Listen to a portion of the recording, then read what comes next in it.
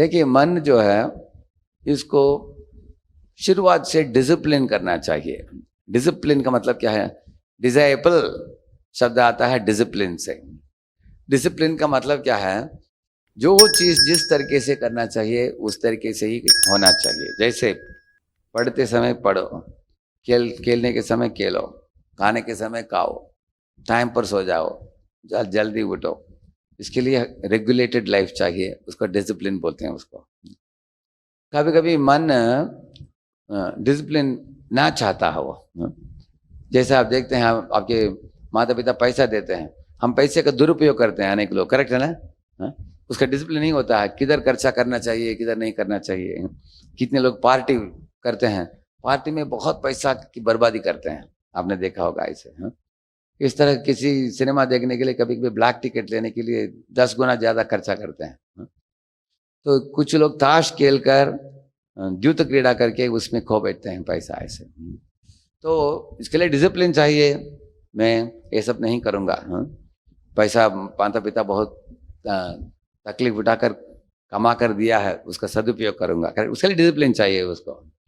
इसी तरह रात को सही टाइम पर सोना, जल्दी उठना, टाइम पर खाना, टाइम पर पढ़ाई करना। पढ़ाई करते समय भी कोई खेल रहा है बाहर, क्रिकेट खेल रहा है, आप देख रहे हैं, मन में प्रलोभन होता है, अरे वो खेल रहा है मुझे भी खेलना है, लेकिन हम कल परीक्षा है। एक व्यक्ति था हमारे हॉस्टल में, कल परीक्षा था, आप भी खेलने के लिए गया। मैंने पूछा उसको, तुम क्रिकेट खेलने के लिए क्यों गए? बोला टेंशन हो रहा है बहुत। अच्छा टेंशन हो रहा है तो पढ़ो, बुक खोलूंगा तो टेंशन होता है, मैंने ठीक तरह से पढ़ा ही नहीं इसलिए खेलने के लिए चला गया। बोलता है ठीक है क्या है? तो इसलिए हम लोग मन को कंट्रोल करना पड़ेगा हमको, है कि नहीं? डिसिप्लिन करना पड़ेगा। तो सर्वप्रथम हमें मानना पड़ेगा कि हम लोग डिसिप्लिन शब्द जो है उसको नकारना नहीं चाहिए। उसको सुनकर हमारे हृदय में एक घृणास्पद भावना नहीं पैदा होना चाहिए। युवक अवस्था में, खास करके तरुण अवस्था में 13 से 19 तक वयस के लोग जो हैं, वो लोग डिसिप्लिन शब्द सुनना ही नहीं चाहते। वो चाहते हैं फ्रीडम, एडवेंचर, थ्रिल, इंडिपेंडेंस, ये सब चाहते हैं वो। ये बोलेंगे साधु बाबा आगे डिसिप्लिन बोल रहा है, ऐसे बोलेंगे। इसलिए मैं आपको प्रूव कर दूंगा, ये नैसर्ग में, ये प्रकृति में जिधर डिसिप्लिन है उधर सक्सेस है। मैं आपको दिखाऊंगा आपको। जैसे अभी गैस सिलेंडर है, उसमें रेगुलेटर है कि नहीं? अगर रेगुलेटर नहीं होगा तो क्या होगा? बड़ा विस्फोट हो जाएगा, पूरे बिल्डिंग चूर-चूर हो जाएगा। गैस सिलेंडर का अगर रेगुलेटर नहीं तो। इसी तरह अगर आपको एक पतंग आसमान में भेजना हो, ऊपर बादल को छूने तक, आप क्या करोगे? उस पतंग को क्या काट कर छोड़ दोगे आसमान में? क्या करते हैं, हाथ में एक स्पूल पकड़कर धीरे धीरे छोड़ते हैं उसको। तो धीरे धीरे छोड़ना चाहिए, काट कर छोड़ना चाहिए? धीरे धीरे का मतलब कंट्रोल है कि नहीं? उधर हमारे हाथ में कंट्रोल रखते हैं, कंट्रोल जिधर रखते हैं तब वो आसमान में जाएगा। अगर काट कर छोड़ दिया ना, पेड़ में जाकर हटक जाएगा वो। आपको जीवन में ऊंचा ऊपर ऊपर जाना है, नहीं तो हटक जाना है आपको, बताइए। तो कंट्रोल चाहिए कि नहीं? कंट्रोल सिर्फ इधर ही आ रहा है, हाँ आ रहा है, इधर से हाँ नहीं आ रहा है, इधर से हाँ, ये भी मान लिया, ठीक है। अभी बगीचे में पौधे जो हैं उसको ऐसे ही हम बड़े होने देते हैं तो अलग अलग दिशा में जाता है वो, है कि नहीं? अगर रोज ट्रिमिंग करते हैं तो एकदम सुंदर दिखता है, करेक्ट है ना? वो भी डिसिप्लिन है, ट्रिमिंग करना है। तो हमारे जीवन में भी बुरे आदतें जब शुरू होते हैं तो क्या करना चाहिए हमको? हाँ, काट देना चाहिए, nipped in the bud. Chanakya ने बोला fire debt disease should be nipped in the bud. बोले कि अगर आग का चिंगारी दिखाई देता है कहीं भी, नहीं तो व्याधि आता है। एंड डेट का मतलब है ऋण।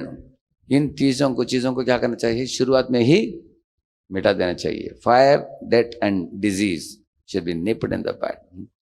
इस तरह हम लोग भी बुरे आदतों को शुरुआत से ही हमें मिटा देना चाहिए। अगर शुरुआत में नहीं मिटाएंगे तो धीरे धीरे क्या हो जाएगा? वो एडिक्शन बन जाएगा।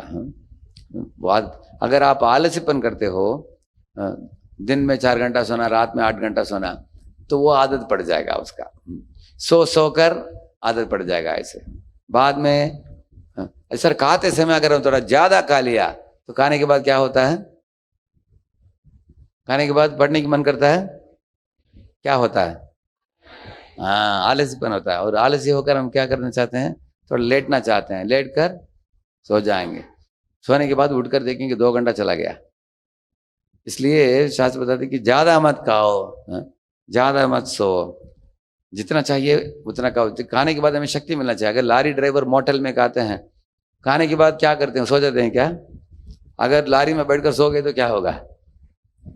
एक्सीडेंट हो जाएगा।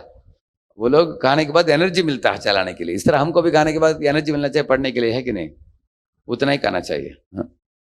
तो इसलिए खाने में भी डिसिप्लिन होना चाहिए, सोने में भी डिसिप्लिन होना चाहिए, आदतों में डिसिप्लिन होना चाहिए, खर्चा करने में डिसिप्लिन होना चाहिए।